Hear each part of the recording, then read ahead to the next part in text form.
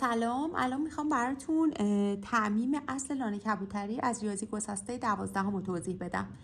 تعمیم اصل لانه کبوتری به همین سبک توی کتاب اومده. در واقع گفته که هرگاه کائن به اضافه یک کبوتر یا بیشتر در n لانه قرار بگیرد، در این صورت لانه‌ای وجود دارد که حداقل k به اضافه یک کبوتر در آن قرار گرفته است. به نظر من این تعریف یه مقدار ثقیل و سنگینه، به خاطر همین اومدم اونو با یک مثال براتون دارم توضیح میدم که بهتر متوجه بشین تعمیم اصل لانه کبوتری رو.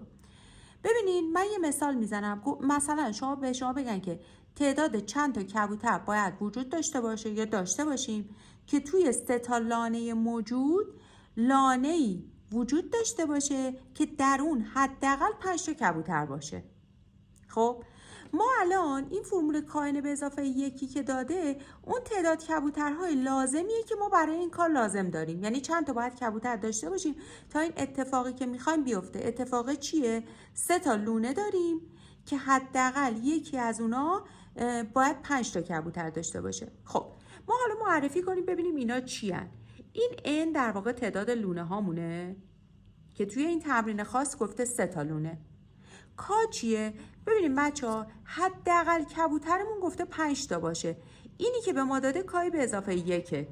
کای به اضافه یک من در واقع 5. از اینجا من کا رو برای فرمول در میارم 4. پس n من که مشخص شد چون گفته 3 تا لونه موجود باشه. کامم که از اینجا به دست آوردم شد 4 تا.